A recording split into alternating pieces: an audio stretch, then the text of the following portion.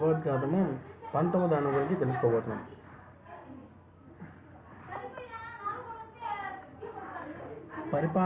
పరిపాలనములో రాజునకు సహాయము చేయు వారందరికీ అమాత్యులను పేరుండును.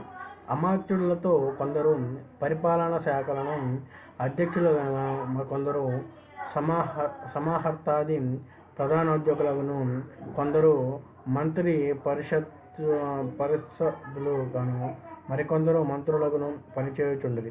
అమాత్యులతో ఎవరు ఏ స్థానములందు పనిచేయలేనో నిర్ణయించుటకు వారి వారి శక్తి సామర్థ్యములు ఆధారములకు ఉండెను. 1:8-20. అమాత్యులందరిలో మంత్రులు ప్రధానులు.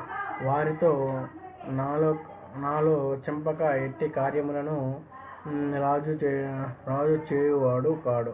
1:15-2. కార్యసిద్ధికి కావలసిన ఆరంభోపాయము, పురుష ద్రవ్య సంపద, దేశ కాల విభాగము, వినిపాత్ర పత్రికా రంగము మున్నగు విషయములను నిర్ణయించడంలో వారు రాజునకు సహాయపడుచుండిరి. సామాన్యముగు 3-4 మంత్రులుండుట ఆచారం. ఏదైనా విషయమునగు గురించి ఆలోచించవలసినప్పుడు రాజు మంత్రులందరినీ సమావేశపరిచి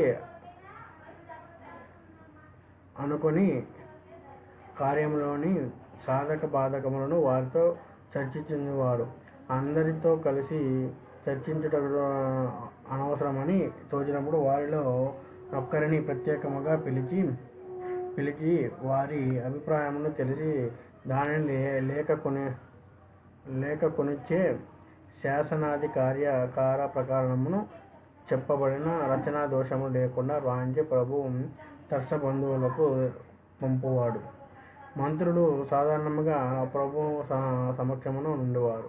ఆ కారణము చేత వారికి దుర్గమందు ప్రత్యేకముగా నివాస స్థలమును ఏర్పాటు గావించబడి ఉండెను. మంత్రులు కాక మంత్రి పరిషత్తు అను మరొక ప్రత్యేక సభ ఏర్పడి ఉండెను. ఇందులోని సభ్యుల సంఖ్య నియమితము కాదు, కార్యగౌరవమును బట్టి సంఖ్య నిర్ణయించబడుతుండెను. పరిపాలనా శాఖలను అధ్యక్షులు తక్కిన అధికార పదములు ఉండినవారు అందు సభ్యులుగా ఉండిరి. వీరు రాజ్యమునందు సంచారం చేయు పరగణలలోని ఉద్యోగులను పర్యవేక్షించుచుండేవారు. అందుచేత వారెల్లప్పుడూ ప్రభువు సమక్షమున ఉండువారు. అప్పుడు వారితో సమాలోచన అవసరమగు నెడల పత్ర ప్రేషణము మూలమును ప్రభు వారి అభిప్రాయమును తెలుసుకొనుచుండెను. 1:15. కొన్ని సందర్భములలో అతడు మంత్రులు, మంత్రి పరిషత్ సభ్యులు కలిసిన సభలలో ప్రమాణం చేయరు. అట్టి సమయములలో అధిక సంఖ్యలకు అభిప్రాయముల అనుసరించి అతడు కార్యమును సాగించుచుండెను. 1:15-50. మంత్రులందరిలో అమాత్యుడు ప్రధాన స్థానము వహించినవాడు. రాజ్యమందు రాజు తరువాతి పేర్కొనదగిన అతడి రాజ్యమునుడు.